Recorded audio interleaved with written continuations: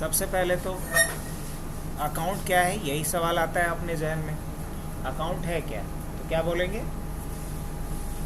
कोई भी एंटिटी जो किसी भी बिजनेस ट्रांजैक्शन में पार्टिसिपेट कर रहा है उसे क्या बोलेंगे? अकाउंट बोलेंगे। An entity one who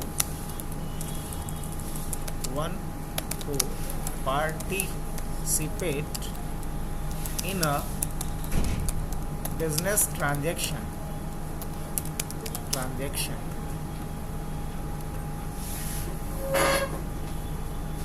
an entity one who participate in a business transaction is called account।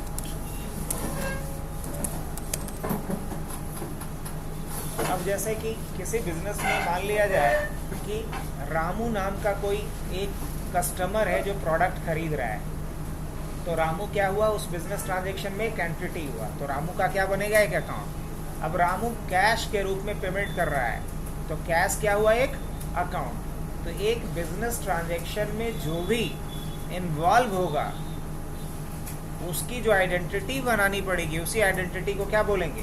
Account. किसी भी ट्रांजैक्शन में जो भी एंटिटी इन्वॉल्व होता है, वो एंटिटी कोई पर्सन भी हो सकता है, एंटिटी कोई गुड्स भी हो सकता है, एंटिटी कोई एसेट भी हो सकता है, एंटिटी कोई लायबिलिटी भी हो सकता है।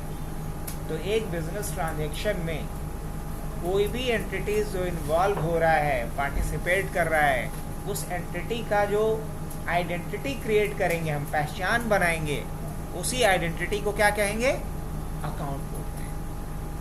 तो अब सोच के देखो कि बिना अकाउंट बनाए हुए क्या हम किसी भी बिजनेस ट्रांजैक्शन को रिकॉर्ड कर सकते हैं?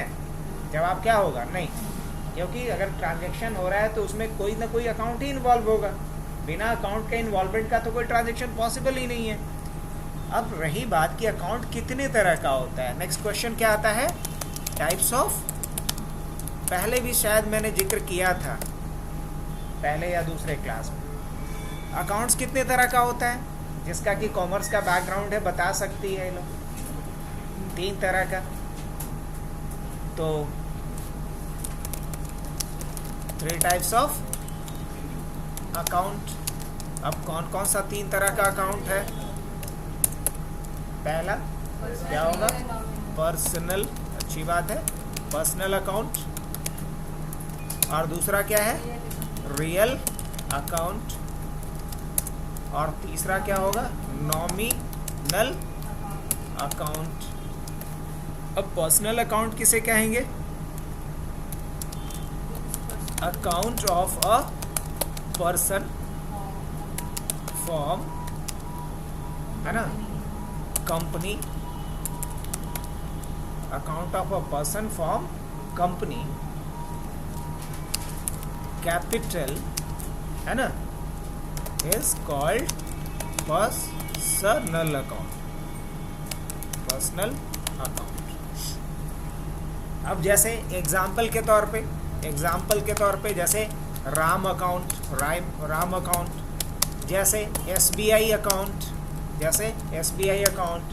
जैसे TCS अकाउंट, किसी कंपनी का अकाउंट हो सकता है, जैसे कैपिटल अकाउंट, एक्सेट्रा। इन सबको किस में रखेंगे? पर्सनल अकाउंट में। रियल अकाउंट किसे कहेंगे? वैसा अकाउंट जो किसी पर्सन का, किसी फॉर्म का हो, किसी बिजनेस का हो, किसी कंपनी का हो, वैसे अकाउंट को रखा जाता है पर्सनल अकाउंट के ग्रुप में। दूसरा है कि जितने भी टैंजिबल और विजिबल थिंग्स हैं जिसको कि हम देख सकते हैं, छू सकते हैं, जो भी टैंजिबल एंड विजिबल एसेट्स है हमारे कंपनी का, बिजनेस का, क्योंकि अकाउंटिंग किसके लिए किया जाता है? बिजनेस के लिए। तो बिजनेस के अंदर जितने भी टैंजिबल और विजिबल एसेट्स हैं उन सब का अकाउंट कहाँ खोला जाता है? रियल अकाउंट के अंदर। तो रियल अकाउंट के बारे में क्या बोलेंगे? Account of tangible and visible assets of the business, business के अंदर जितने भी टैंजिबल और विजिबल एसेट्स हैं उन सबको क्या बोलेंगे? रियल अकाउंट बोलेंगे। मिसाल के तौर पे अगर बात करें, फॉर एग्जाम्पल क्या बोल सकती हो? फॉर एग्जाम्पल, हाँ, जैसे बोल सकते हैं, बहुत अच्छा एग्जाम्पल है कैश अकाउंट। कैश को देखा जा सकता है, उसका कोई शेप है, होल्ड कर सकते हैं। हाँ, मशीनरी हो गया, फर्नीचर अकाउंट, लैंड अकाउंट, क्या land account, building account,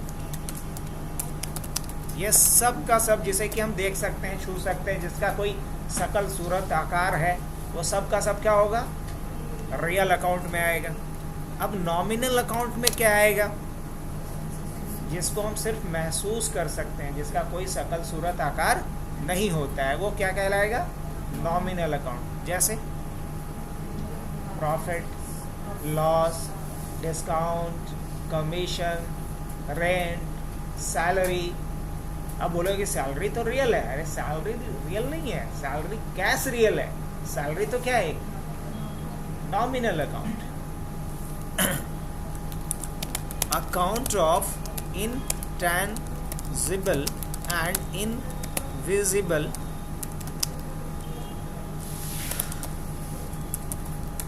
things inside the business is called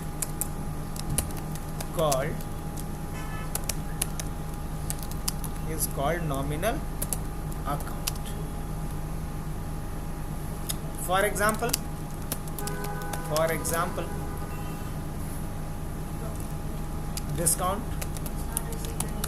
discount सिर्फ लिख दे रहे हैं, वो तो रिसीव भी हो सकता है, पे भी हो सकता है। डिस्काउंट हो गया, कमीशन हो गया, रेंट हो गया, रेंट अकाउंट हो गया, सैलरी अकाउंट हो गया, चलो एक्सेट्रा कर देते हैं। तो जिसे भी हम लोग क्या कर सकते हैं? सिर्फ महसूस कर सकते हैं, समझ सकते हैं, जिसका कोई फिजिकल शेप नहीं है, लेआउट नहीं है, वो सब का सब क्या है? Nominal account.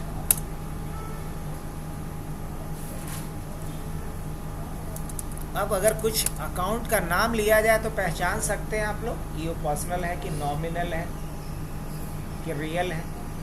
मान लीजिए कि सुधीर नाम का एक बिजनेसमैन अपना बिजनेस स्टार्ट करता है और सुधीर के पास एक उसका कस्टमर है जिसका नाम है विवेक। तो विवेक का अकाउंट सुधीर अपनी कंपनी में, अपने बिजनेस में ओपन करेगा। तो विवेक का जो अकाउंट होगा सुधीर के बिजनेस के लिए, वो पर्सनल अकाउंट होगा कि रियल होगा कि नॉमिनल होगा? पर्सनल अकाउंट होगा। हाँ, चलिए बढ़िया। अब सुधीर चूंकि उसका कस्टमर है और रेगुलर कस्टमर है, विवेक इसका रेगुलर कस्टमर है सुधीर का, तो सुधीर विवेक को 5% का डिस्काउंट दे रहा है सारे सेल पे। जब भी कोई भी प्रोडक्ट, कोई भी गुड सेल करता है विवेक को सुधीर, तो उस पर उसे 5% का कैश डिस्काउंट देता है। तो ये जो डिस्काउंट देता है, डिस्काउंट का अकाउंट कहाँ खोलेगा? पर्सनल अकाउंट होगा डिस्काउंट का कि रियल होगा कि नॉमिनल होगा? क्या बोलेंगे? नॉमिनल होगा, क्योंकि डिस्काउंट को फिल किया जा सकता है, महसूस किया जा सकता है। डिस्काउंट का कोई शेप नहीं होता है। अच्छा, अगर मान लो कि सुधीर जो अपना बिजनेस स्टार्ट किया, सुधीर अपने बिजनेस को स्टार्ट करते ही रेंट पे किया एडवांस के लिए, तो एडवांस में जो सुधीर रेंट पे करेगा उसका अकाउंट कहाँ ओपन किया जाएगा? पर्सनल अकाउंट होगा कि रियल होगा कि नॉमिनल होगा? क्योंकि रेंट भी क्या है? Nominal account. चलिए, तो पहचान तो सकते ही अलग अलग तरह के। अब आगे बढ़ते हैं। नेक्स्ट सीआर और डीआर की बात हो रही है। किसकी बात हो रही है? सीआर और डीआर की बात हो रही है। सीआर का मतलब होता है क्रेडिट और डीआर का मतलब होता है डेबिट। सीधी सी बात है, इसमें बहुत कंफ्यूजन है। लेकिन धीरे धीरे कंफ्यूजन सारा दूर हो जाएगा। अभी CR का मतलब समझ लो कि बिजनेस में अगर वो जमा हो रहा है, क्या हो रहा है, वो जमा हो रहा है, तो क्या हो रहा है, क्रेडिट। अगर बिजनेस से निकल रहा है, जा रहा है, बाहर जा रहा है, बिजनेस में आ रहा है तो क्या होगा, और बिजनेस से जा रहा है तो क्या होगा, डेबिट। ये मेन रूल याद रखना है CR DR का। अब जैसे मान लिया जाए एक कंपनी का अपना बैंक अकाउंट है और कंपनी के बैंक अकाउंट में पैसा जमा किया गया, तो बिजनेस में वो पैसा आ रहा है कि जा रहा है, तो क्या होगा, क्रेडिट होगा। समझ आ रही बात। तो बिजनेस में अगर कुछ चीज़ें आ रही है, जो भी आ रहा है वो क्या करो, क्रेडिट करो, और बिजनेस से जो जा रहा है क्या करो, उसे डेबिट करो। ऐसे इस रूल को और ट्रांसपेरेंट बनाने के लिए और इसको थोड़ा क्लैरिटी देने के लिए एक गोल्डन रूल बनाया गया है, जैसे बोलते हैं golden rule of credit debit, है ना। अब एक गोल्डन रूल क्या कहता है, तो गोल्डन रूल ये कहता है कि पर्सनल अकाउंट के लिए नियम अलग रहेगा, रियल अकाउंट के लिए अलग नियम होगा, और नॉमिनल अकाउंट के लिए क्रेडिट और डेबिट के अलग नियम होंगे, है ना। तो इस नियम को समझने के लिए क्यों ना ऐसा करा जाए कि एक टेबल हम लोग इंसर्ट कर लेते हैं। अब इस टेबल में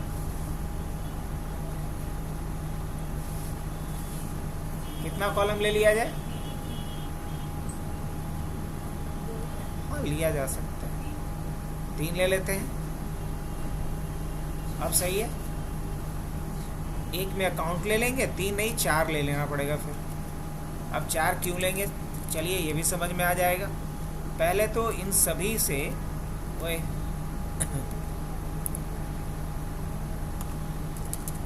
ऑटोमेटिक जो ये नंबरिंग डाला गया, इसकी कोई आवश्यकता है,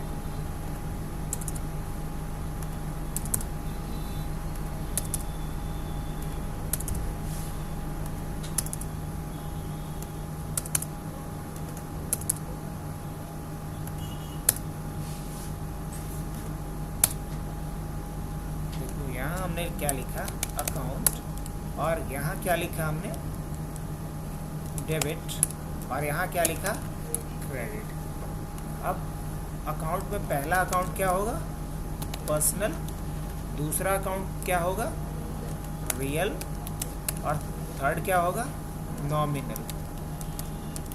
अब तीनों के लिए अलग अलग CR DR के रूल हैं। तो पर्सनल अकाउंट के लिए DR का क्या रूल है, याद होगा आप लोगों में मैक्सिमम लोगों को।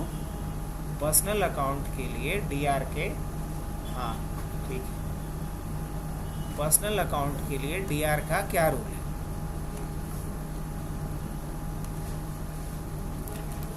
पर्सनल अकाउंट में कहा जाता है कि डेबिट किसको करो, रिसीवर को, किसे, रिसीवर को डेबिट करो, और क्रेडिट किसे करो,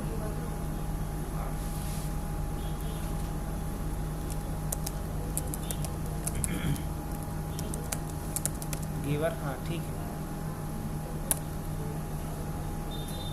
पर्सनल अकाउंट में रिसीवर को डेबिट करो और गिवर को क्रेडिट करो, ये पहला रूल कह रहा है। इसका क्या मतलब हुआ, इसका ये मतलब हुआ कि मान लो कि एक बिजनेस है और उस बिजनेस में इसका नाम है A, और एक दूसरा एंटिटी है, एक दूसरा पर्सन है जिसका नाम है B। अब A B को क्या कर रहा है, 2000 कैश पे कर रहा है, 2000 कैश पे कर रहा है। अब इसमें गिवर कौन हुआ, ये गिवर हुआ, और ये क्या हुआ, रिसीवर हुआ। अब A और B दोनों किस तरह का अकाउंट हुआ, दोनों पर्सनल अकाउंट हुआ, दोनों क्या हुआ, पर्सनल अकाउंट। अब इस पर्सनल अकाउंट में हमें क्या करना पड़ेगा, A को क्या करना पड़ेगा, A को बोल रहा है क्या, देने वाले को क्या कीजिए, हाँ गिवर है, तो गिवर को क्या करना है, क्रेडिट। तो यही बात लिखा गया है, क्रेडिट द गिवर। क्या लिख सकते हैं हम, क्रेडिट द गिवर, और यहाँ क्या लिख सकते हैं हम, डेबिट द रिसीवर, रिसीवर को यहाँ डेबिट करो। अब इस ट्रांजैक्शन को कैसे दिखा सकते हैं बताओ, क्या लिखना पड़ेगा मुझे? जनरल रूल, अगर रूल की बात करें हम तो क्या लिखना पड़ेगा? ए और बी दो एंटिटी है ना, हाँ, तो क्या लिखना पड़ेगा पहले? फॉर्मेट क्या होता है याद है? तो जर्नल एंट्री अगर करना है तो क्या फॉर्मेट होगा इसका? कैसे? हाँ, सबसे पहले तो क्या होगा? डेट होगा, चलो बढ़िया। और उसके बाद पार्टिकुलर, और उसके बाद फिर क्या होगा? टीआर, और उसके बाद क्या होगा? सीआर होगा। तो चलो डेट मान लो आज का क्या है, 21 है कि 22 है, तो 22/5/24 ऐसा कुछ डाल दिया गया। अब पार्टिकुलर में क्या डालेंगे? पार्टिकुलर में, हाँ, तो पार्टिकुलर में पहले किसको लिखते हैं, डेबिट को या क्रेडिट को? हाँ, तो किसका बुक है? तो बुक है किसका? ए का। बुक किसका है? ए का। ये बिजनेस किसका है? ए का। तो ए का बुक है तो किसे लिखेंगे पहले? हाँ, तो क्या लिखेंगे? जो डेबिट हो रहा है उसको पहले लिखेंगे। तो डेबिट कौन हो रहा है? बी। तो क्या लिखेंगे? B account. अब बी अकाउंट डेबिट कितना हो रहा है? 2000 ना, 2000। और इसके बाद क्या लिखेंगे? 2। और कौन सा अकाउंट है? 2। अगर मान लो ए अकाउंट ही हम लिखते हैं, ऐसे लिखना नहीं, अभी समझाने के लिए लिखना है। 2A, और ए अकाउंट को क्या करेंगे यहाँ पे? 2000 क्रेडिट करेंगे। अब यहाँ ए और बी दोनों क्या हो गया? Personal account. लेकिन पर्सन अपने लिए थोड़ी कर रहा है, अपने बिजनेस के लिए कर रहा है। तो बिजनेस में से क्या जा रहा है? बिजनेस में से क्या जा रहा है? कैश जा रहा है। तो इस केस में बी का जो अकाउंट है क्या है? पर्सनल है, लेकिन कैश अकाउंट क्या है? रियल है। तो रियल का तो चूंकि अभी हम लोग रूल पढ़े नहीं है, इसलिए अभी यहाँ जबरदस्ती हम क्या लिख रहे थे? ये अकाउंट लिखने का रीज़न ये था मेरा, क्योंकि अभी हम पढ़े क्या है? पर्सनल अकाउंट के बारे में, कि पर्सनल अकाउंट में जो देने वाला होता है उसे क्या करो? क्रेडिट करो, और जो लेने वाला है उसे क्या करो? डेबिट। वही तो किया हूँ अभी। सेकंड रूल है आपका रियल का, और रियल अकाउंट क्या कहता है कि जो भी आपके पास आ रहा है, बिजनेस में जो कुछ भी आ रहा है उसको क्या करो? डेबिट करो। स्टार्टिंग में भी मैं यही बताया अभी। और जो बिजनेस से जा रहा है उसको क्या करो? क्रेडिट करो। तो क्या लिख सकते हैं? डेबिट व्हाट कम्स इन, जो आ रहा है उसको डेबिट कर दो। और क्या करो? Credit what goes out, business से जो भी बाहर जा रहा है उसे क्या करो? क्रेडिट कर दो। अब इसका एक एग्जाम्पल करें। मान लो यही एग्जाम्पल ले लेते हैं कि मिस्टर ए, जिनका कि बिजनेस है, इन्हीं का बुक मेंटेन कर रहे हैं हम लोग। बिजनेस मैन जो ए हैं वो एक पार्टी बी को 2000 रुपया पे कर रहे हैं। तो इसकी एंट्री कैसे होगी कि मिस्टर बी डेबिट होंगे कितना? 2000, और मिस्टर ए का क्या क्रेडिट होगा? कैश क्रेडिट होगा। यहाँ पे क्या चेंज करेंगे हम? टू कैश 2000, ये एंट्री होगा। तो यहाँ पे कैश क्या है? यहाँ कैश रियल अकाउंट है, लेकिन बी क्या है? Personal account. अच्छा, चलो एक और एग्जांपल दूसरा लेते हैं। मान लो कि मिस्टर ए को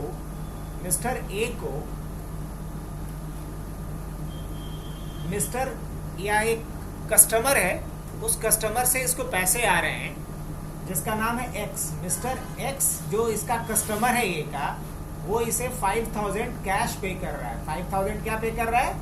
कैश पे कर रहा है। तो इस ट्रांजेक्शन में क्या होगा? कौन कौन सा अकाउंट यूज हो रहा है? मिस्टर ए जिनका कि बिजनेस है, उनका एक कस्टमर है जिनका नाम है mister x. Mister x cash के रूप में अपना बकाया पेमेंट का भुगतान कर रहे हैं किसको? मिस्टर ए को। तो इस बिजनेस ट्रांजैक्शन में कौन कौन सा अकाउंट इन्वॉल्व हो रहा है?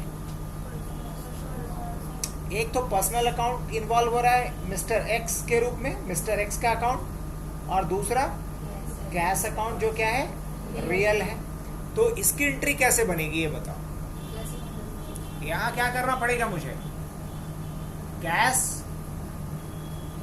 कैश अकाउंट को क्या कर देंगे, डेबिट, और टू क्या करेंगे यहाँ पे, टू एक्स अकाउंट, जो एक्स कस्टमर है उनका अकाउंट को क्या करना पड़ेगा यहाँ, क्रेडिट। तो सीधी सी बात है कि हमारे बिजनेस में जो कुछ भी आएगा उसको क्या करेंगे, डेबिट, और हमारे बिजनेस से जो भी जाएगा रियल थिंग्स वो सब क्या करेंगे हम, क्रेडिट करेंगे। अब जस्ट इसके अपोजिट चलते हैं हम लोग नॉमिनल में।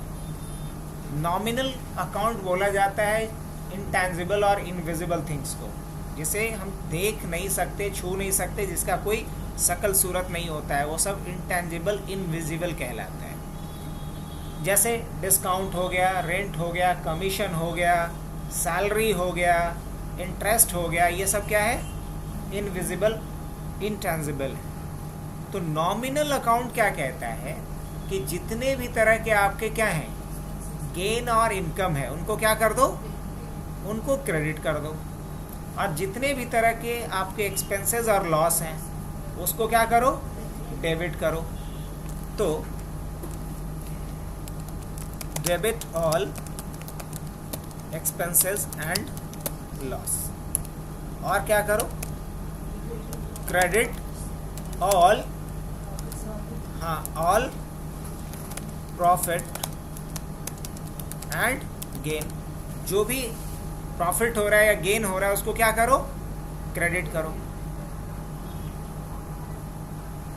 अब ऑब्वियसली अगर हम डिस्काउंट ले रहे हैं, डिस्काउंट क्या कर रहे हैं, ले रहे हैं, और डिस्काउंट दे रहे हैं। अगर डिस्काउंट ले रहे हैं तो क्या हो रहा है,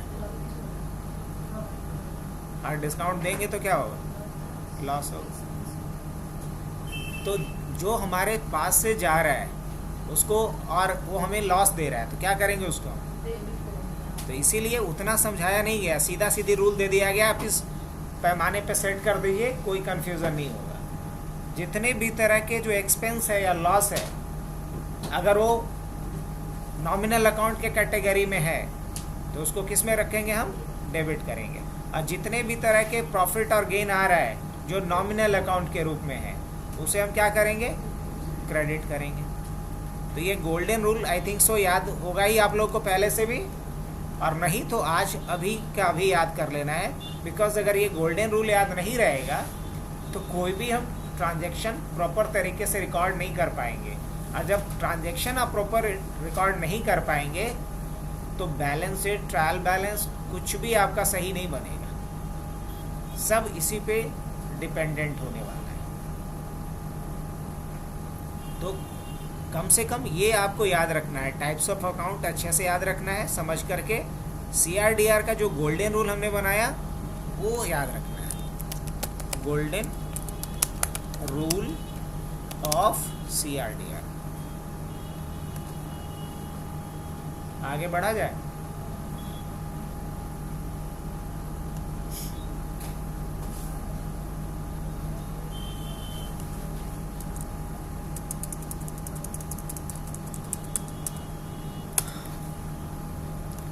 अब नेक्स्ट पॉइंट बनता है अपना अकाउंट हेड के बारे में। अकाउंट हेड क्या होता है, जैसा दो टर्म को मिलाकर के बनाया गया, अकाउंट और हेड। हेड किसे कहते हैं, जिसके अंडर में किसी को रखा जाता है उसी को क्या कहेंगे, हेड। जिसके अंडर में रखा जाएगा वो हेड है। तो अकाउंट को जिस ग्रुप के अंदर रखा जाएगा वो क्या कहलाएगा, अकाउंट हेड कहलाता है। अब अकाउंट हेड का इम्पोर्टेंस इस बात से समझो कि अगर किसी कस्टमर का अकाउंट सप्लायर वाले ग्रुप में रख दोगे तो कस्टमर आपसे ले तो रहा है उधारी पे सामान, लेकिन वो दिखाएगा कि आपकी लायबिलिटी है। समझ में आ रही बात। अगर जो कस्टमर हमसे उधारी पे ले रहा है प्रोडक्ट और उस कस्टमर का अकाउंट हम डाल देते हैं सप्लायर वाले ग्रुप में, तो उसने हमसे उधारी पे लिया है, लेकिन हमारे बैलेंस शीट में क्या दिखेगा मुझे कि हमने उससे उधारी पे लिया है, मतलब हमारी देनदारी बनती है। तो कंपनी को जहाँ हो रहा है प्रॉफिट शो क्या हो रहा है? लॉस। जहाँ दिख रहा है इनकम वहाँ क्या दिख रहा है? एक्सपेंस।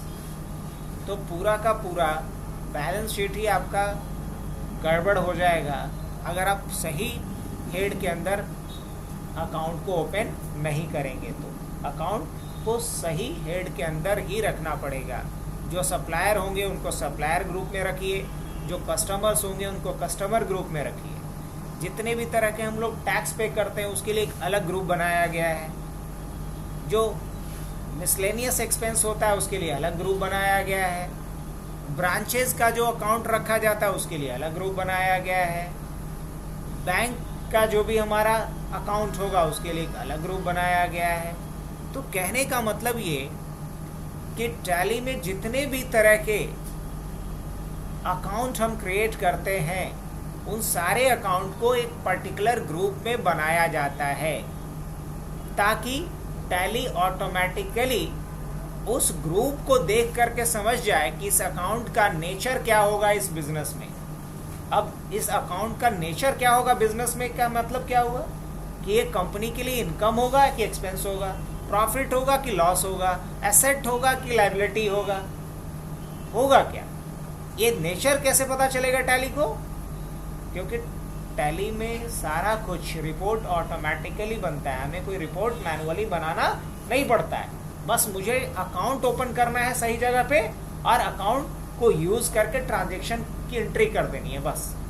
बाकी सारा काम टैली अपने आप करता है। लेकिन ये काम टैली तभी अपने आप करेगा सही ढंग से जब हम अकाउंट को सही ढंग से क्रिएट किए होंगे। इसका मतलब जब अकाउंट बना रहे होंगे हम तो अकाउंट को सही ग्रुप में डालना सबसे इम्पॉर्टेंट काम है। क्योंकि अगर अकाउंट को गलत हेड में डाल दोगे तो समस्या ये आएगी कि कंपनी उस बिजनेस में जो ट्रांजैक्शन हमारे लिए प्रॉफिट है वो लॉस दिखलाएगा, जो हमारे लिए एसेट है वो लायबिलिटी दिखाएगा। तो अकाउंट हेड क्या होता है लिख लेते हैं। It is a pre defined group in Tally that allow to open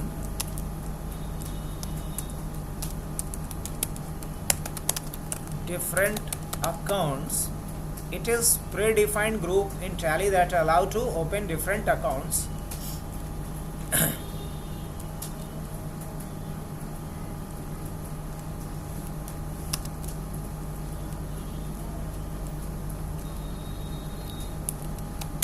Account head is very important in Tally because nature of an account will understand by Tally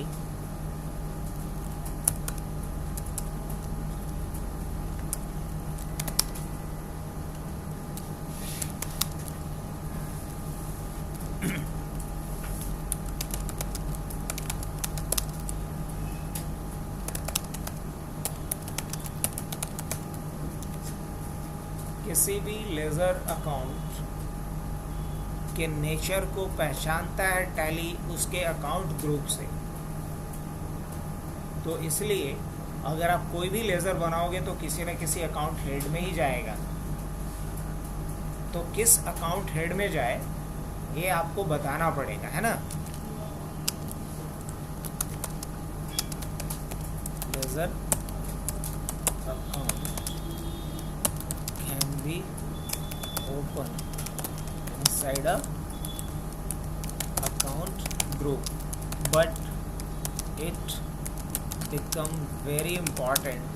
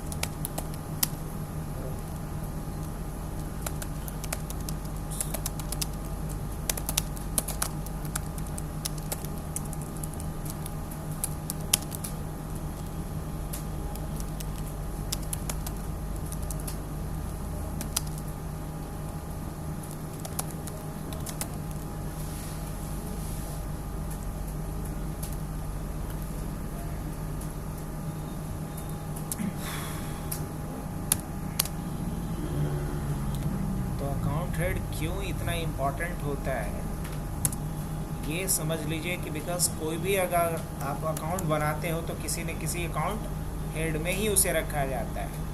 अब किस हेड में रखोगे इसलिए ज़रूरी होता है क्योंकि अकाउंट का नेचर अकाउंट हेड से ही डिसाइड होता है कि उस अकाउंट का नेचर क्या होगा।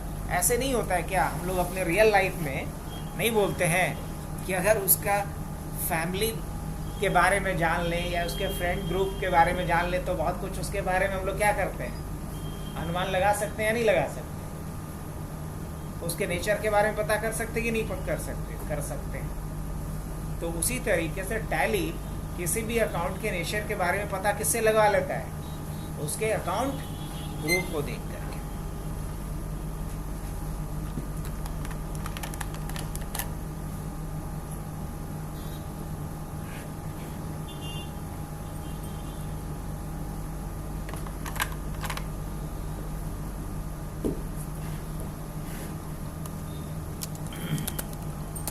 Inside Tally there are 28 predefined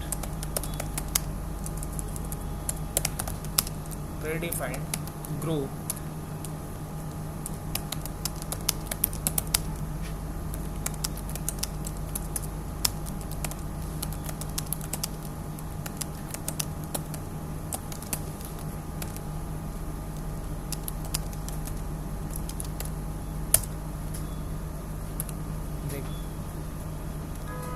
इसमें हम लोग बात कर रहे हैं कि टैली में टोटल कितने अकाउंट ग्रुप हैं या अकाउंट हेड हैं।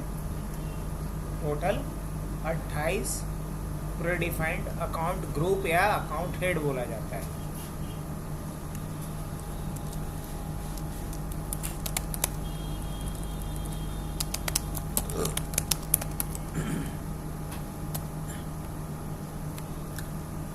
अब ये 28 जो है उसमें से 15 क्या है, प्राइमरी है, और 13 क्या है। अब प्राइमरी और सेकेंडरी में अंतर समझते होगे कि नहीं। प्राइमरी कहने का मतलब हुआ मेन, सेकेंडरी हुआ सब कैटेगरी। अब जैसे कि मान लिया जाए एक बॉटल है, बॉटल के अंदर भी एक छोटू सा बॉटल है, तो ये बड़े बॉटल को क्या बोलेंगे, प्राइमरी, और इसके अंदर जो छोटू सा बॉटल है वो क्या है, सेकेंडरी है। तो ग्रुप के अंदर जो ग्रुप है वो सेकेंडरी ग्रुप कहलाता है। अब जैसे कि मान लिया जाए करंट एसेट्स, तो कंपनी के पास वो एसेट्स जो चेंज होते रहता है या वर्तमान में जो एसेट है उस एसेट को क्या बोलेंगे, करंट एसेट्स। अब करंट एसेट्स कंपनी के पास तो एक ही नहीं हो सकता है, अलग अलग हो सकता है। तो करंट एसेट्स क्या हो गया, एक पीजी, एक प्राइमरी ग्रुप, और इस करंट एसेट्स के अंदर क्या बनेगा, मल्टीपल सेकेंडरी ग्रुप बनेगा, जैसे कैश इन हैंड, जैसे बैंक अकाउंट। कंपनी के पास, जैसे तुम लोग भी सोचो ना कि अभी आप लोगों के पास कितना क्या क्या प्रॉपर्टी हो सकता है, करंट में क्या क्या एसेट हो सकता है। अभी यही क्लासरूम में बैठे बैठे ये नहीं बोलोगे कि हमारा इतना एकड़ जमीन है वो बेच देंगे, वो हमारा एसेट है, नहीं। यहाँ क्लासरूम में अभी आपके पास क्या एसेट है, हाँ? दो ही चीज नहीं है, माइनेटली सोचो, गौर से सोचो तो 6 चीजें निकल के आएंगी। करंटली आप सभी लोग के पास 6 अलग अलग तरह के एसेट्स हैं। बिजनेस पॉइंट ऑफ व्यू से मैं बात कर रहा हूँ, मजाक, और ये नहीं कि कोई कुछ भी बोल देगा कि अपना आँख बेच देना, बाल बेच देना, नहीं, वो नहीं करना है। मतलब एक लॉजिकली पॉइंट ऑफ व्यू से देखा जाए तो आपके पास अभी 6 डिफरेंट काइंड ऑफ एसेट्स है।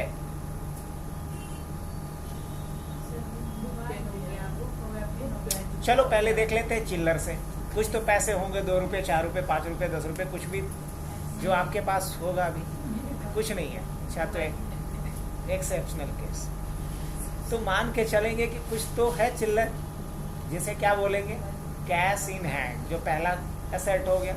दूसरा क्या हो सकता है कि जैसे कि अब इसी का एग्जांपल ले लें कि कैसे बोल रही है कि मेरे पास जीपे पे है ना, पेटीएम पे है, फलाना पे है, मतलब अलग अलग वॉलेट में है पैसे। तो वो क्या हुआ, वो भी तो भी करंट एसेट ही है ना। करंट एसेट्स मतलब जिसको तुम लिक्विड मनी के रूप में भी कंपनी में यूज कर सकते हो, बिजनेस में यूज कर सकते हो, तुरंत उसे यूज कर सकते हो। तो ये हो गया 2। पहला बैंक में पैसे है तभी ना तू यूज कर पा रही हो इसको, तो पहला हो गया बैंक और दूसरा हो गया कैश। तीसरा क्या होगा, अब सबके पास लैपटॉप है या मोबाइल है, तो लैपटॉप या मोबाइल इसे हम क्या कह सकते हैं, अ स्टॉक इन हैंड। क्या है हमारे पास, अ स्टॉक इन हैंड। हमारे पास स्टॉक में ये चीज़ है, ऐसे अगर हम बेचेंगे तो कुछ तो पैसे आ ही जाएंगे, तो क्या कह सकते हैं हम, अ स्टॉक इन हैंड। तो 3 तरह का तो हो गया प्रॉपर्टी, और क्या हो सकता है, और क्या हो सकता है, गेस कीजिए। आप सभी लोग यहाँ पे जितने लोग बैठे हो सकता है कि किसी को उधारी दिए हुए हो, पॉसिबल है। मान लो पुराना वाला फ़ोन ही था, अपने फ्रेंड को बेच दी, अच्छा अगले महीने में पैसे आएंगे घर से तो हम देंगे, ये बोल करके। तो जो भी लोन्स एंड एडवांस आपका है किया हुआ किसी को, वो भी तो आपका एसेट है, वो भी आपका क्या एसेट है। यहाँ कुछ लोग ऐसे भी बैठे होंगे जो म्यूचुअल फंड में ऑप्शनल ट्रेडिंग करते हो या म्यूचुअल फंड में डाले हो, शेयर ट्रेडिंग करते हो, तो उनका क्या है, वो भी इन्वेस्टमेंट बोलते हैं। क्या बोलते हैं इनको, इन्वेस्टमेंट। वो भी क्या है, इनका करंट एसेट है। तो कितने तरह का हो गया।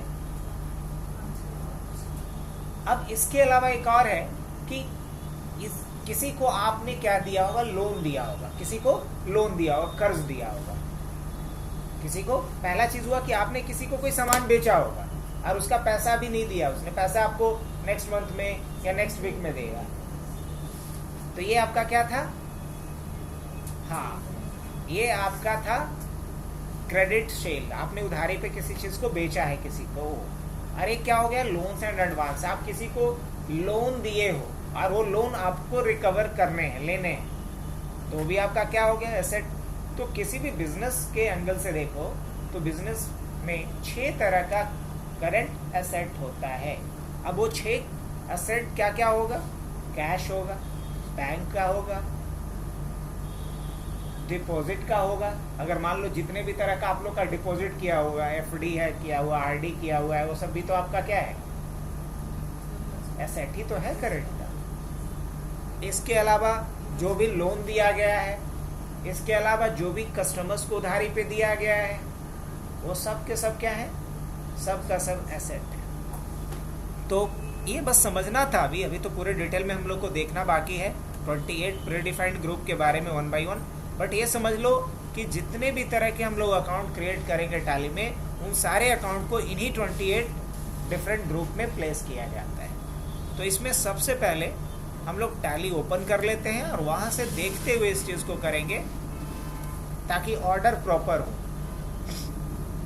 क्योंकि ऐसे ऑर्डर याद रखना तो इतना इजी है नहीं। हम लोग आ जाते हैं यहाँ से, कंपनी कोई एक ओपन कर लेते हैं। कोई कंपनी नहीं है मेरे पास,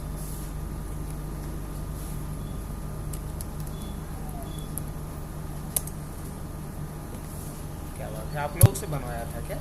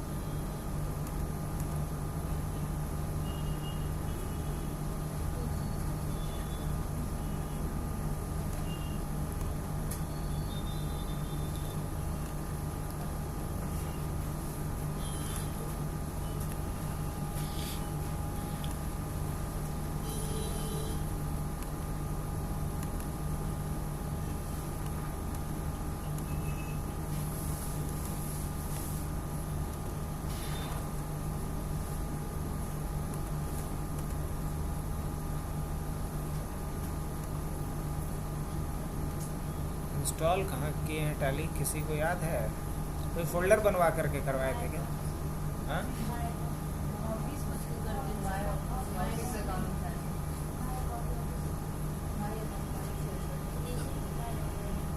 इसमें क्या?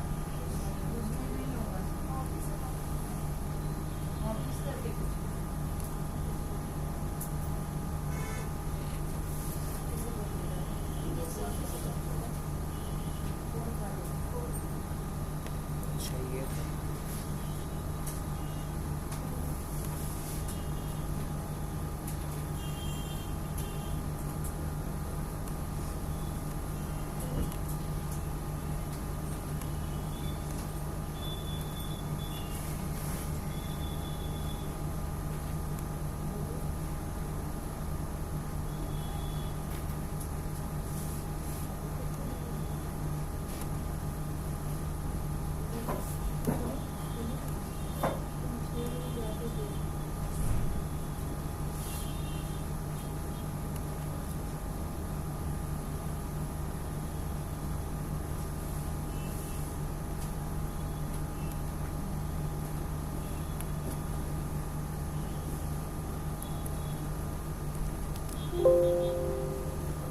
क्या नाम रखे थे इसके लिए? एडमिन था ना, वो तो पासवर्ड था ना। अब देखो जो टॉपिक हम लोग पढ़ने जा रहे हैं अभी, एक्चुअली गेटवे ऑफ टैली मेनू का फर्स्ट ऑप्शन होता है जिसको बोलते हैं अकाउंट मास्टर। अकाउंट मास्टर का पहला पार्ट हम लोग देखने जा रहे हैं जिसको बोलते हैं अकाउंट ग्रुप। क्या बोलते हैं? Account group. अब जैसे ही अकाउंट ग्रुप में आते हैं और यहाँ मल्टीपल ग्रुप में आते हैं और डिस्प्ले करेंगे, बिकॉज यहाँ से एक ही ग्रुप को एक बार में देखा जा सकता है और मुझे क्या करना है, सारे के सारे अकाउंट ग्रुप को देखना है। तो हम इधर आएंगे मल्टीपल ग्रुप्स वाले मोड में और एंटर करेंगे। अब यहाँ ऑप्शन पूछ रहा है किसी एक को देखना है, नहीं मुझे सभी को देखना है, तो ऑल आइटम्स। अब देखो टोटल कितने अकाउंट ग्रुप यहाँ दिख रहे हैं, तो ये हम लोग सही पढ़ रहे थे अभी। अब स्टार्ट करते हैं हम लोग कैपिटल अकाउंट से, इसी ऑर्डर में चले तो ज़्यादा अच्छा रहेगा। स्टार्ट करते हैं हम लोग कैपिटल अकाउंट से, तो इसको हम लोग थोड़ा सा इधर स्लाइड कर लें और यस विजिबल है। तो पहला अकाउंट क्या है अपना? Capital account. अब कैपिटल अकाउंट जैसे कि क्लियर है, कैपिटल अकाउंट में किस तरह का अकाउंट ओपन किया जाएगा? एक प्राइमरी ग्रुप है, ये क्या है? It is a PG. PG लिख सकते हैं। पीजी का मतलब यहाँ प्राइमरी ग्रुप समझना है। It is PG in which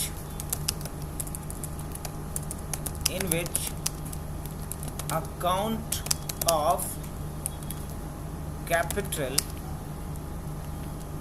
can be opened। अगर किसी भी बिजनेस को स्टार्ट किया जाता है तो यूँ समझ लो कि अगर मान लो कि राम नाम का बंदा का अपना बिजनेस है, तो राम नाम का बिजनेस बंदा क्या करेगा? एक बिजनेस स्टार्ट करेगा, तो बिजनेस के लिए एक अकाउंट खोलेगा। तो एक मान लो कि राम नाम का बंदा जिसका बिजनेस है एबीसी, तो राम नाम का बंदा क्या करेगा? एबीसी को पूंजी दे करके छोड़ देगा, बोलेगा कि ये रहा कैश, और कैश जो देगा उसको क्या बोलेगा? राम, ये मेरा क्या है? कैपिटल है, ये मेरा कैपिटल है। और ये कैपिटल किसका है? एबीसी बिजनेस का है। जो किसने दिया? राम ने दिया। किसे दिया? बिजनेस को दिया। बिजनेस का नाम क्या है? एबीसी। तो कैपिटल अकाउंट हमेशा याद रखो कि कैपिटल अकाउंट किसको रिप्रेजेंट कर रहा है?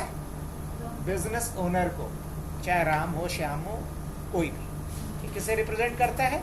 इसलिए अगर कोई पूछे कि कैपिटल अकाउंट को पर्सनल अकाउंट क्यों बोलते हैं, तो क्या बोलेंगे? Capital is representative of the person, one who started the business. जो बिजनेस को स्टार्ट किया है उस पर्सन को रिप्रेजेंट करता है, इसलिए इसे क्या बोलेंगे? पर्सनल अकाउंट बोला जाता है। ये रियल नहीं है, नॉमिनल नहीं है। क्या है ये? पर्सनल अकाउंट है। अब इस एग्जांपल से समझ में आया। अब उसके बाद कहानी ये है कि जब आप कोई भी बिजनेस स्टार्ट करोगे तो उसमें कैपिटल अकाउंट बनेगा या नहीं बन सकता है? ऐसा भी हो सकता है क्या कि नहीं बने? नहीं, ऐसा कोई भी बिजनेस नहीं होगा जिसमें कैपिटल अकाउंट एग्जिस्ट नहीं करता हो। सभी बिजनेस में कैपिटल अकाउंट एग्जिस्ट करेगा ही करेगा। क्योंकि कैपिटल अकाउंट ही तो बिजनेस पर्सन को रिप्रेजेंट कर रहा है। और ये कहो कि बिजनेस को चलाने का इंजन कौन दे रहा है? अगर कैपिटल ही नहीं होगा तो कोई बिजनेस स्टार्टअप हो पाएगा क्या? पॉसिबल ही नहीं है। तो सबसे ज़रूरी क्या है? Capital account. तो सबसे पहले कैपिटल अकाउंट का हम लोग अकाउंट ओपन करेंगे, और कैपिटल अकाउंट का जो अकाउंट ओपन करेंगे वो किस हेड में करेंगे? कैपिटल अकाउंट में करेंगे। हाँ, मान लो कि साझेदारी पे कोई बिजनेस होता है, पार्टनरशिप बिजनेस है, तो मास्टर कैपिटल, पार्टनर कैपिटल, इस तरह का अकाउंट हम कहाँ ओपन कर सकते हैं? कैपिटल ग्रुप के अंदर ओपन कर सकते हैं। लेकिन अगर कोई प्रोप्राइटरशिप फॉर्म है जिसका कोई सिंगल ओनर है, तो उसका अकाउंट कहाँ खोलेंगे हम? डायरेक्ट कैपिटल अकाउंट के नाम से खोल देंगे। किसमें? कैपिटल अकाउंट पीजी के अंदर। लेकिन अगर मान लो कि दो लोग मिलकर के बिजनेस कर रहे हैं, एक का नाम है राम, एक का नाम है श्याम, तो एक का बना देंगे मास्टर कैपिटल एसी, दूसरे को बना देंगे पार्टनर कैपिटल एसी, है ना? और दोनों को किसके अंदर रखेंगे? Capital account group. इसी ग्रुप के अंदर एक और सब ग्रुप आता है जिसको एसजी बोलते हैं, और उसका नाम है रिजर्व एंड सरप्लस। यहाँ देख पा रहे होगे क्या लिखा गया है? रिजर्व्स एंड सरप्लस, जो किस हेड में रखा जाता है? कैपिटल अकाउंट के अंदर आता है। यहाँ समझाते हुए, समझते हुए चलना है। तो सेकंड हम लोग क्या लिख सकते हैं?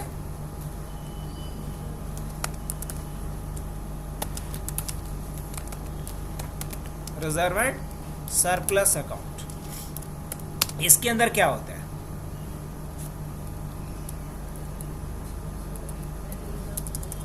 कैपिटल, और दूसरा क्या है? Reserve and surplus. ये क्या है? It is an SG. ये क्या है? सेकेंडरी ग्रुप है of capital PG, primary group, in which, इसके अंदर क्या ओपन कर सकते हैं हम? जैसे कि मान लो कि ए नाम का बंदा जो अपना, राम नाम का बंदा जो अपना बिजनेस स्टार्ट किया, अपने बिजनेस से होने वाले प्रॉफिट को रिजर्व रखा, कुछ फंड रिजर्व किया, और इसलिए रिजर्व रखा ताकि बिजनेस का एक्सटेंशन कर सके, वो उसका अलग अलग ब्रांचेज डाल सके। तो जब भी हम बचत करते हैं, सरप्लस का मतलब क्या होता है? बचत। रिजर्व का क्या मतलब होता है? सुरक्षित, है ना? किसी चीज़ को प्रिजर्व करके रखना, किसी चीज़ को फिक्स कर देना कि ये इसी काम के लिए होगा, तो क्या बोलेंगे उसे? रिजर्व। रिजर्व से ही वर्ड क्या है? रिजर्वेशन। तो रिजर्वेशन मतलब क्या? किसी के लिए फिक्स करना। तो रिजर्व एंड सरप्लस का मतलब ये होता है कि कब जब एक बिजनेस पर्सन के द्वारा, एक बिजनेसमैन के द्वारा अपने बिजनेस से होने वाले प्रॉफिट को किसी खास कॉन्टेक्स्ट में रिजर्व कर दिया जाता है, सुरक्षित कर दिया जाता है, फिक्स कर दिया जाता है, तो इसे कहते हैं reserve and surplus, in which account of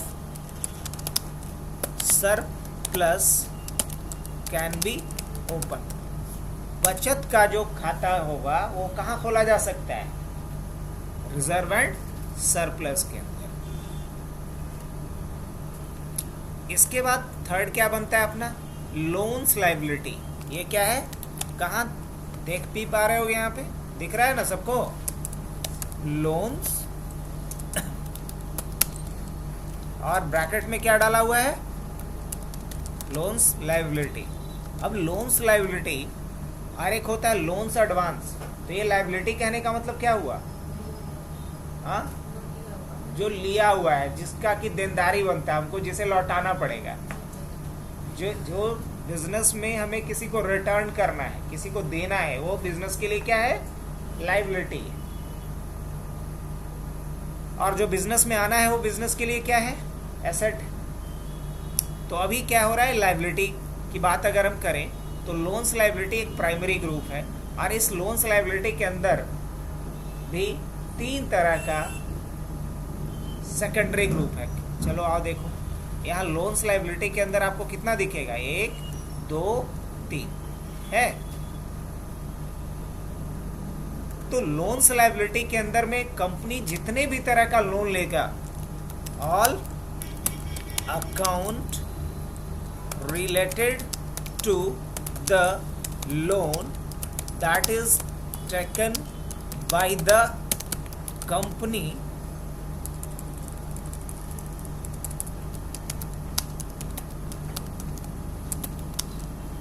all accounts related to the loan that is taken in business can be open inside this group.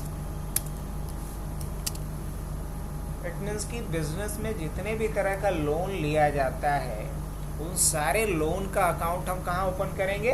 Loan के अंदर। लेकिन एक जेनरिक बात हो गई, अब इसमें भी स्पेशलाइजेशन है। अब वो स्पेशलाइजेशन क्या है कि अगर लोन हम ले रहे हैं किसी बैंक से या किसी सिक्योरिटी डिपॉजिट के अगेंस्ट में जो हमें लोन मिल रहा है उसे क्या बोलेंगे? Secured loan. और जहां बिना कोई सिक्योरिटी डिपॉजिट का, बिना कोई एग्रीमेंट का हमें लोन मिल जा रहा है उसको क्या बोलेंगे? Unsecured loan. तीसरा क्या होता है कि अगर हमारे बिजनेस के क्रेडिबिलिटी को देखते हुए या यूँ कहा जाए कि कंपनी के एसेट को देखते हुए या कंपनी के करंट अकाउंट को देखते हुए अगर बैंक लोन प्रोवाइड करती है तो इसे बोलते हैं ओवरड्राफ्ट लोन। क्या बोलते हैं इसको? वो ओवरड्राफ्ट लोन, जिसे बैंक ओडी अकाउंट भी कहा जाता है। ओवरड्राफ्ट में क्या होता है कि अगर मान लो कि किसी कंपनी का ट्रांजैक्शन को देखते हुए जिस बैंक में कंपनी का क्या है, करंट अकाउंट है, बैंक उसके करंट अकाउंट पे जो लोन फैसिलिटी प्रोवाइड करती है उसी को बोलते हैं ओवरड्राफ्ट लोन। अब जैसे कि मान लो किसी का हर दिन का ट्रांजैक्शन 10 लाख रुपए का है तो बैंक ने उसे क्या बोला कि आपसे मुझे इतना प्रॉफिट हो रहा है, आपको हम 10 लाख का ओवरड्राफ्ट फैसिलिटी देते हैं। अगर मान लो कि उसके अकाउंट में भी 50 लाख है और अगर वो ट्रांजैक्शन करना चाहे 60 लाख का तो भी कर सकता है। अगर किसी को 60 लाख का भी चेक दे दिया और 50 लाख ही उसके करंट अकाउंट में है तो चेक उसका बाउंस नहीं करेगा। क्यों?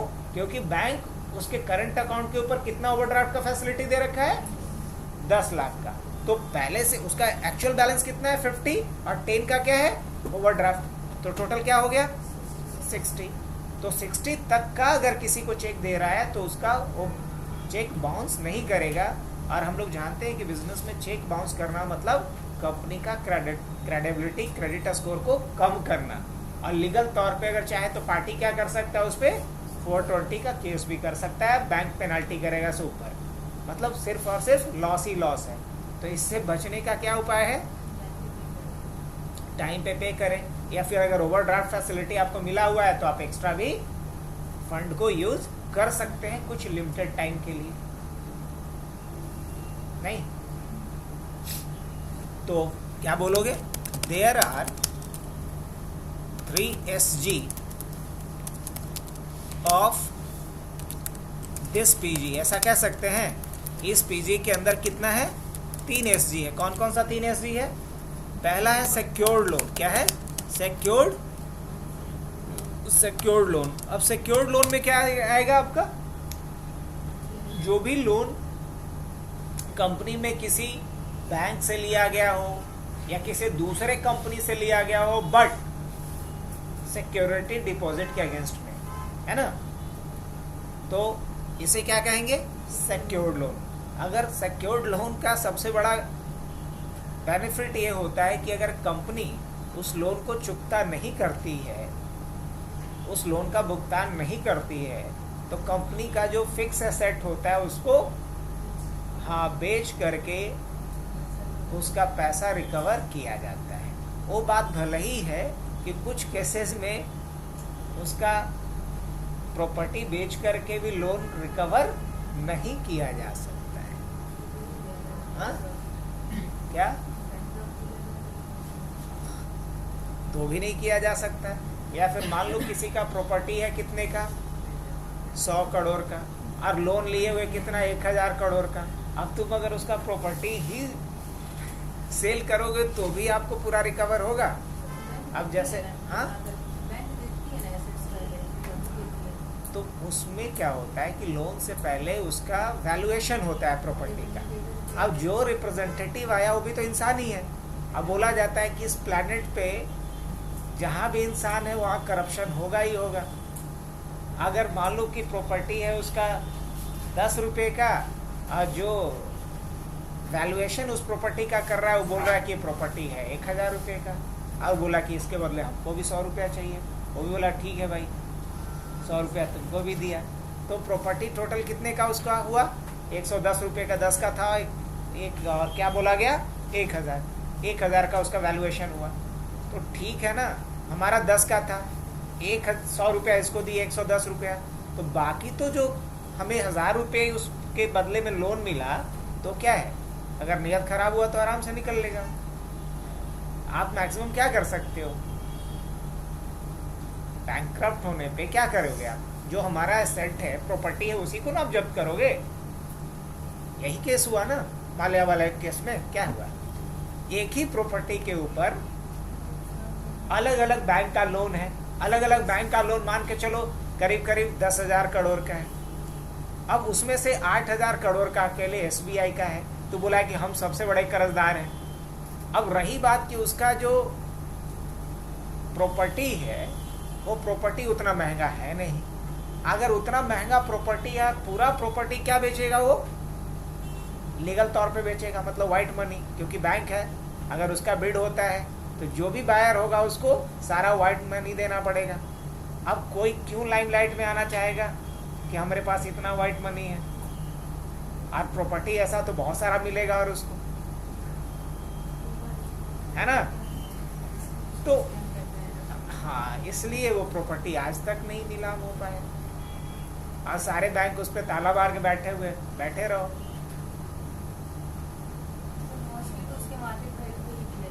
हाँ, मार्केट वैल्यू पे किया जाता है, लेकिन जो मार्केट वैल्यू है उतना भी कोई वाइट में नहीं ना पे करना चाहता है। और बैंक से अगर डायरेक्ट कर रहा है तो पूरा का पूरा उसको वाइट मनी के रूप में देना पड़ेगा। यहाँ तो हर किसी के मन में चोर है। वो कहानी एक सुनाए थे ना, ये नहीं सुनाए थे, दूध वाला, बस मुखिया जी वाला, वो नहीं खत्म हो सकता। बस कोई तभी तक ईमानदारी का यहाँ चादर ओढ़े हुए जब तक उसको अपॉर्चुनिटी नहीं मिल रहा है। जैसे अपॉर्चुनिटी मिला, जैसे बहुत सारे लोग थे जो बात करते थे कि बिहार को बदल देंगे, ये कर देंगे, जैसे ही उनको अपॉर्चुनिटी मिला तुरंत तो खुद बदल गए। नहीं, बस अपॉर्चुनिटी मिलना चाहिए। सिक्योर्ड लोन की अगर बात करें तो वैसा लोन जो कि हमें सिक्योरिटी डिपॉजिट के अगेंस्ट में मिलता है, वो सब क्या है? सिक्योर्ड लोन है। तो क्या बोलेंगे? Loan against the security deposit. Like क्या बोलेंगे? Bank loan. आप बैंक लोन जो ले रहे हो वो भी क्या है? आपका सिक्योर्ड लोन है। सेकंड फिर क्या हो सकता है? अनसिक्योर्ड लोन, जो आप अपने किसी बिजनेस पार्टनर से ले रहे हो, अपने फ्रेंड से ले रहे हो, अपने फैमिली मेंबर से ले रहे हो, जिसका कोई रिटेन एग्रीमेंट नहीं है, जिसके लिए कोई आपको सिक्योरिटी डिपॉजिट नहीं देना पड़ रहा है, वो क्या होगा? Unsecured loan. तो अनसिक्योर्ड लोन का रिकवरी का कोई गुंजाइश नहीं है, मतलब वो डूबने के चांसेस उसके सबसे अधिक। अगर कोई अनसिक्योर्ड लोन लिया गया है तो लीगल तौर पे उसको रिकवर नहीं किया जा सकता है। इलीगल तौर पे तो कुछ भी हो सकता है, लेकिन लीगल तौर पे वो रिकवर नहीं हो सकता है। लेकिन सिक्योर्ड लोन लीगल तौर पे रिकवर हो सकता है। हाँ, देगा ही देगा, लेकिन वही चीज है कि हर जगह झोल झाल है। लोग कागज देखता है ना हर जगह, कागज तो बनता है, वो तो एक टुकड़ा है।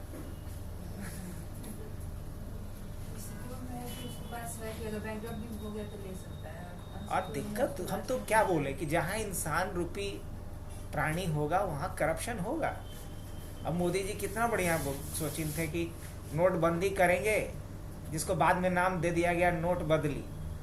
अब जिससे क्या होगा कि ब्लैक मनी फिल्टर होकर के आ जाएगा। अब ब्लैक मनी को फिल्टर करने के लिए जो छन्नी लगाए उसमें बहुते छेद कर दिया बैंकर लोग। अब पूरा का पूरा नोट जो था वो 99.9% क्या हो गया, वाइट मनी। अब जिसके लिए जो सो कॉल्ड उस समय इस काम के लिए ही नियुक्त किए गए गवर्नर थे, वो बेचारे रिजाइन भी कर दिया कि नोटबंदी से जितने लोगों का मौत हुआ, जो परेशानी हुई, जो इन्फ्लेशन बढ़ा, जो जीडीपी गिरा, और उससे कोई फायदा हुआ नहीं। तो कहने का मतलब ये था कि वो हो सकता था सक्सेस, लेकिन बैंकर्स लोग 2% पे 4% पे लेकर के बदलना शुरू कर दिए, तो फिर फायदा कहाँ रहा? कोई फायदा ही नहीं हुआ। सारा का सारा नोट ब्लैक से क्या हो गया, वाइट हो गया।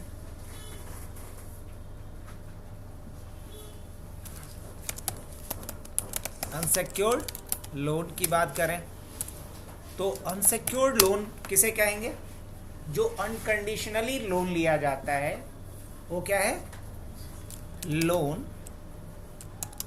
विदाउट सिक्योरिटी, लाइक क्या बोल सकते हो आप? फ्रेंड से जो लोन लिए हो, या फिर क्या किए हो, फैमिली से जो लोन लिए हो, या पार्टनर से जो लोन लिए हो, पार्टनर से जो लोन लिए हो, ये सब किस में आ जाएगा? अनसिक्योर्ड लोन में आ जाएगा। अब सिक्योर्ड लोन रिकवर होगा, इसकी गारंटी है, लेकिन अनसिक्योर्ड लोन रिकवर होगी, इसकी कोई गारंटी नहीं है लीगल तौर पे। नेक्स्ट क्या है सिक्योर्ड और अनसिक्योर्ड के बाद? हाँ, बैंक ओडी, बैंक ओवरड्राफ्ट। अब बैंक ओवरड्राफ्ट के बारे में हमने क्या पढ़ा? ये भी एक तरीके का क्या है, सिक्योर लोन ही है, बट ये स्पेशल काइंड ऑफ लोन है जिसे बोला जाता है ओवरड्राफ्ट लोन। क्या है ये? Bank overdraft loan. Overdraft loan is a kind of secured loan that is provided by bank against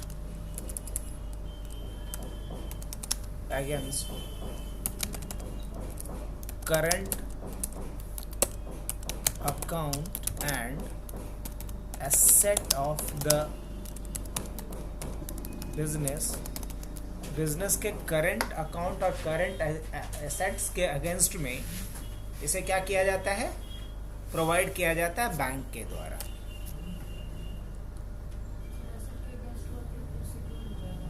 हाँ, लेकिन ओवरड्राफ्ट का क्या अमाउंट होगा ये बैंक निर्धारित करती है, ये कोई फिक्स नहीं है। वो बिजनेस का जो करंट स्टेटस है, कितने का ट्रांजैक्शन है, कितने का टर्नओवर है, उसके हिसाब से बैंक निर्धारित करती है कि इस बिजनेस को कितने का ओडी फैसिलिटी देना है।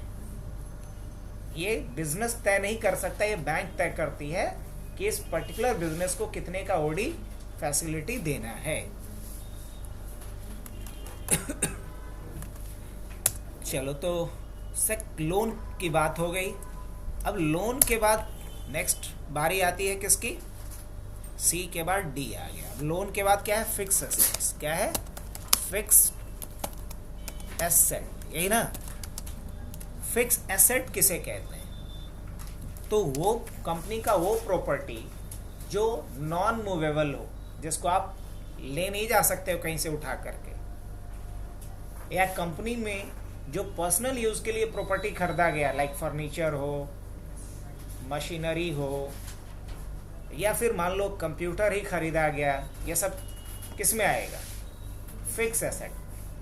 मतलब बिजनेस में रीसेल के लिए जो चीज़ें नहीं खरीदी गई हो, बल्कि पर्सनल यूज या बिजनेस में यूज के लिए खरीदा गया हो, क्या कहलाएगा? Fix assets.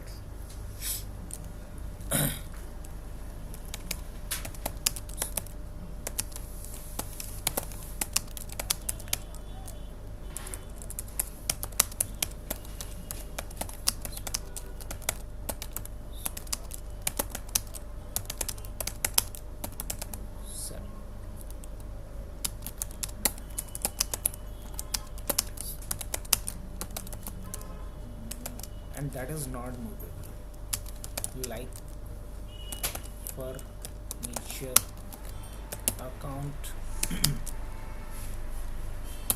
कंप्यूटर भी रख सकते हो। अब अगर हमारा बिजनेस है पढ़ाने का और हम अपने लैपटॉप से पढ़ा रहे हैं तो लैपटॉप को बेचेंगे थोड़ी ना, तो इसको किस में रखेंगे? फिक्स एसेट्स में रखेंगे। बिल्डिंग को भी रख सकते हो, गुड। बिल्डिंग, ये सब किस में जाएगा? फिक्स एसेट्स में जाएगा।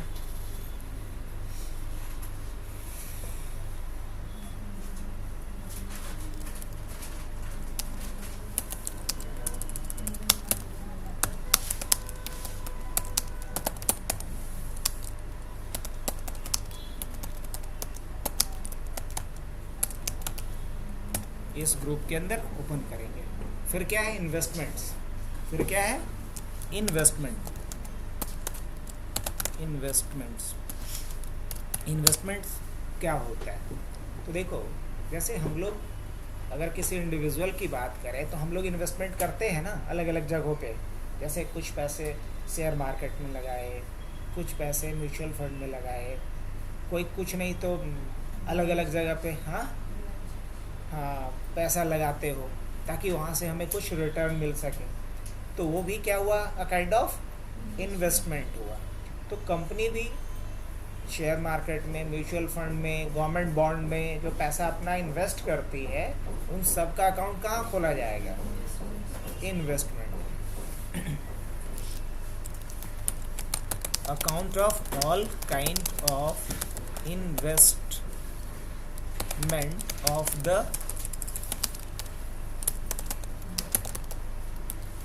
company can be opened inside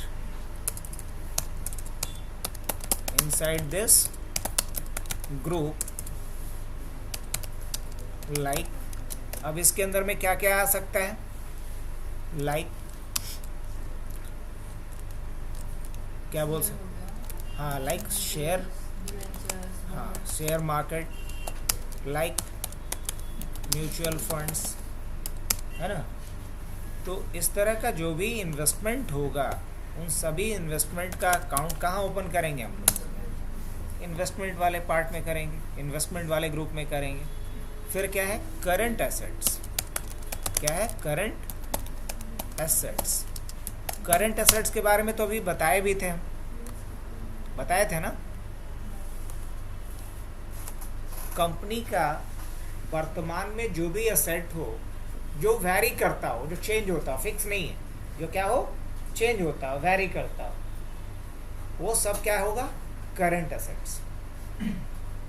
अब करंट एसेट्स एक पीजी है जिसके अंदर 6 एसजी है, अभी अभी बताए भी थे थोड़ी देर पहले, उसी की बारी है। तो क्या बोलोगे? All kind of asset, all kind of asset currently hold by the company that can be changed, can be opened inside this head। थोड़ा इसको चेंज कर दो। Account of all kind of asset currently hold by the company that can be changed, can be open inside this head, like. अब इसके अंदर क्या हो सकता है? पहला तो इसके अंदर 6 दिखेगा, काउंट करके देख लेना कितना दिखेगा। करंट एसेट्स में 1, bank account, 2 cash in hand, 3 sundry debtors. Sundry debtors बोला जाता है जो हमसे उधारी पे सामान खरीदता है, जो हमारे कस्टमर्स हैं। हमारे बिजनेस में जो हमारे कस्टमर होते हैं उन्हीं को सन्ड्री डेटर्स बोलते हैं। और जो हमारे बिजनेस में हमारे सप्लायर हैं जिनसे हम उधारी पे सामान लेंगे वो सन्ड्री क्रेडिटर कहलाते हैं। तीसरा क्या है? Loans and advance. हमने बिजनेस में जितने भी प्रकार का लोन दिए हैं वो कहलाएगा क्या? Loans and advance. और फिर क्या है? डिपॉजिट। जितने भी तरह का हम डिपॉजिट किए हैं, चाहे एफडी किए हों, आरडी किए हों, वो सब किस में आएगा? यहाँ डिपॉजिट के अंदर। स्टॉक इन हैंड, जो हमारे पास माल पड़ा है अभी स्टॉक में। मान लो कि हमारा प्रोडक्शन का एक बिजनेस है, तो प्रोडक्शन के लिए तो रॉ मटेरियल चाहिए ना, तो जो भी रॉ मटेरियल हमारे पास पड़ा हुआ है वो किस में आएगा? स्टॉक इन हैंड में। इसके अलावा अब तो चेंज हो गया, करंट लायबिलिटीज में हम लोग एंटर कर गए। मतलब जिससे हम उधारी सामान लेंगे, जिसको हमें देनदारी बनेगा, वो क्या होगा हमारे लिए? सन्ड्री क्रेडिटर होगा। तो चलो आज के लिए इतना ही रखते हैं। इसके आगे क्योंकि अभी कुछ पॉइंट अच्छा खासा बचा हुआ है, इन सबको कल डिटेल में हम लोग समझेंगे। पहले थ्योरी फिर इसका प्रैक्टिकल करेंगे।